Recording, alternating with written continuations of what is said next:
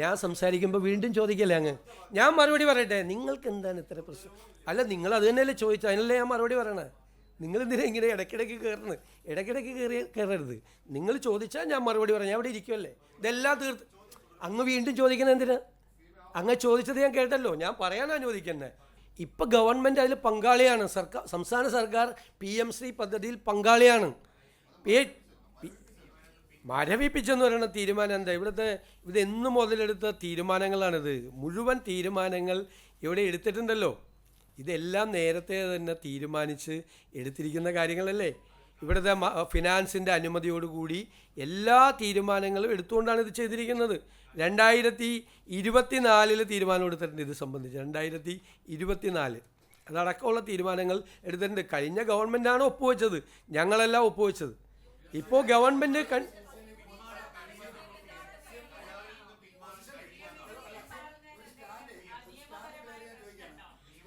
എല്ലാവരോടും ചോദിച്ചാൽ ഞാൻ എങ്ങനെ മറുപടി പറയണത്? അല്ല, നമ്മളിപ്പോൾ നിർബന്ധിതരായിരിക്കുകയാണ്. നമ്മൾ ഗവൺമെൻറ് സൈൻ ചെയ്തു പണം വാങ്ങിച്ചു കഴിഞ്ഞു. ഞങ്ങളതിൻ്റെ അല്ല, ഞാൻ സംസാരിക്കുമ്പോൾ വീണ്ടും ചോദിക്കല്ലേ അങ്ങ്? ഞാൻ മറുപടി പറയട്ടെ. നിങ്ങൾക്ക് എന്താണ് ഇത്ര പ്രശ്നം? അല്ല, നിങ്ങൾ അത് തന്നെയല്ലേ ചോദിച്ചു, അതിനല്ലേ ഞാൻ മറുപടി പറയണേ. നിങ്ങൾ എന്തിനാ ഇങ്ങനെ ഇടയ്ക്കിടയ്ക്ക് കയറുന്നത്? ഇടയ്ക്കിടയ്ക്ക് കയറരുത്. നിങ്ങൾ ചോദിച്ചാൽ ഞാൻ മറുപടി പറയാം. ഞാൻ അവിടെ ഇരിക്കുമല്ലേ, ഇതെല്ലാം തീർത്ത് അങ്ങ് വീണ്ടും ചോദിക്കുന്നത് എന്തിനാ? അങ്ങ് ചോദിച്ചത് ഞാൻ കേട്ടല്ലോ, ഞാൻ പറയാൻ അനുവദിക്കണ്ടേ? അല്ല, നിങ്ങളെല്ലാം വീണ്ടും ചോദിക്കാൻ. ഞാൻ പറയട്ടെ മറുപടി. ഞാൻ പറഞ്ഞത് ഇപ്പോൾ PM ശ്രീ പദ്ധതിയിൽ സംസ്ഥാന സർക്കാർ അംഗമാണ്. കേരള എഗ്രിമെൻ്റ് ഒപ്പുവെച്ചു. അതിൻ്റെ ഭാഗമായി പണം വാങ്ങിച്ചു കഴിഞ്ഞു. അതിൻ്റെ ഭാഗമായിട്ടാണ് നമ്മൾ നിൽക്കുന്നത്.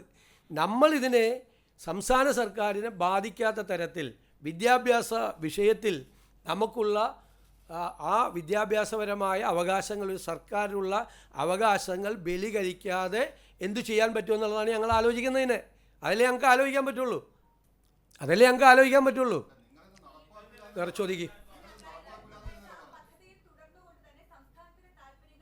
അല്ലല്ലേ, പദ്ധതിയിൽ നമ്മൾ തുടരാൻ നമ്മൾ നിർബന്ധിതരാണ്. കാരണം ഓൾറെഡി എഗ്രിമെൻ്റ് വെച്ചു. അതിൻ്റെ ലീഗൽ സ്റ്റേറ്റസ് എന്താണ്? നമ്മൾ നിർബന്ധിതരായിരിക്കുകയാണ്. അപ്പം നമ്മൾ ചെയ്യാൻ പറ്റുന്നത് എന്താ? ഇവിടെ ചോദിച്ചതുപോലെ നമ്മൾ സംസ്ഥാനത്തിൻ്റെ അവകാശങ്ങളെ ബാധിക്കാതെ. ഇപ്പോൾ NEP കുറിച്ച് പറഞ്ഞു. NEP നേരത്തെ നടപ്പാക്കി. കേരളത്തിൽ ഹയർ സെക്കൻഡറിയിലെ 12 വിഷയങ്ങൾ NCERT ആണ് കൊടുക്കുന്നത്. 40 വിഷയങ്ങൾ കൊടുക്കുന്നത് സംസ്ഥാന സർക്കാരാണ്. NEP നേരത്തെ അങ്ങനെ തന്നെയാണ് നടപ്പാക്കി തുടങ്ങി. NEPയുടെ അല്ല, അതിന് ഓൾറെഡി ഒരു സർക്കാർ എഗ്രിമെൻ്റ് വെച്ചതാണ്.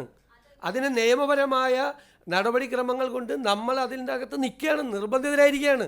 ഒരു ഗവൺമെൻറ് എഗ്രിമെൻ്റ് വെച്ചതാണ്. എല്ലാ നടപടിക്രമങ്ങളും പൂർത്തിയാക്കി എഗ്രിമെൻ്റ് വെച്ചതാണ്.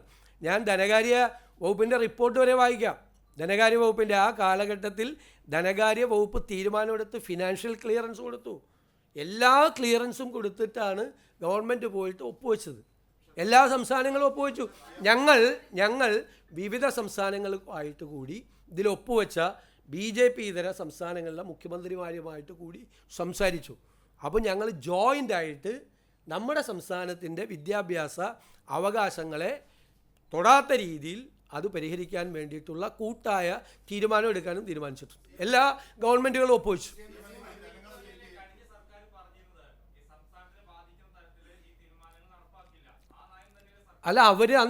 അവരെന്താ പറഞ്ഞിരുന്നത്? അവർ ഒരു കാരണവശാലും ഒപ്പുവെക്കില്ല എന്നാണ് തുടർച്ചയായിട്ട് പറഞ്ഞിരുന്നത്. ഒപ്പുവെക്കില്ല എന്ന്. ഞങ്ങളെന്തിനാ എതിർത്തത്? നിങ്ങൾ അന്നത്തെ എൻ്റെ മറുപടി കേട്ടു നോക്ക്. ഒപ്പുവെക്കില്ല എന്ന് പറഞ്ഞിട്ട് മന്ത്രിസഭാ അംഗങ്ങളെ പോലും ഇരുട്ടിൽ നിർത്തി ഇവർ പോയി ഒപ്പുവെച്ചു, ആരെ അറിയിക്കാതെ. എന്നിട്ട് മന്ത്രിസഭാ യോഗത്തിൽ മുഖ്യമന്ത്രിക്കും പൊതുവിദ്യാഭ്യാസ മന്ത്രിക്കും മാത്രം അറിയാം ഇതിൽ ഒപ്പുവെച്ച കാര്യം. എന്നിട്ട് CPI മന്ത്രിമാർ അപ്പോഴും ഒപ്പുവെക്കരുത് എന്ന് വാദിച്ചുകൊണ്ടിരിക്കുകയാണ് മന്ത്രിസഭാ യോഗത്തിൽ. മന്ത്രിസഭാ അംഗങ്ങളെ പോലും ഇരുട്ടിൽ നിർത്തിയാണ് അന്ന് ഒപ്പുവെച്ചത്, ആരോടും പറയാതെ. ഇല്ലെങ്കിൽ ഞങ്ങൾ ഇതിൽ ഒപ്പുവെക്കുന്നു. ഈ തീരുമാനം ഒപ്പുവെക്കാതിരിക്കാൻ പറ്റില്ല. ഇതിൻ്റെ അകത്ത് വേറൊരു പ്രശ്നമുള്ളത്, 1100 കോടി രൂപ കൂടി അവിടെ നിന്ന് കിട്ടാനുണ്ട് പണം. ഇപ്പോൾ 106 കോടി രൂപ അനുവദിച്ചത് ഉൾപ്പെടെ 1100 ചില്ലാൻ കോടി രൂപ കിട്ടാനുണ്ട്. ഈ പണം എന്ന് പറയുന്നത് കേന്ദ്രം നൽകുന്ന ഔദാര്യമല്ലല്ലോ. ഈ പണം നമ്മൾ ഈ പണം നമുക്ക് വേണ്ടേ? നമ്മൾ കൊടുക്കുന്ന GSTയുടെ പകുതി കൊണ്ടുപോകുന്നത് കേന്ദ്ര സർക്കാരാണ്. കേരളത്തിലെ ജനങ്ങൾ കൊടുക്കുന്ന GSTയുടെ പകുതി, ഇവിടുന്ന് കൊടുക്കുന്ന ഇൻകം ടാക്സ് മുഴുവനായി കൊണ്ടുപോകുന്നത് കേന്ദ്ര സർക്കാരാണ്. അപ്പോൾ കേന്ദ്രത്തിൽ നിന്ന് കിട്ടുന്ന പണം എന്ന് പറയുന്നത് നമ്മുടെ അവകാശമാണ്. അത് അവർ നൽകുന്ന ഔദാര്യമല്ല. ഒരു കാരണവശാലും ഒരു വർഗീയ അജണ്ടയോ ഒരു കമ്മ്യൂണൽ അജണ്ടയോ നടപ്പാക്കാൻ സമ്മതിക്കാതെ കരിക്കുലത്തിന് പൂർണ്ണമായ സ്വാതന്ത്ര്യത്തോടു കൂടിയേ നമ്മൾ ചെയ്യുള്ളൂ. ഇനി വേറെ വിഷയം ഉണ്ടെങ്കിൽ പറയാം, ഞാൻ പറഞ്ഞു കഴിഞ്ഞു.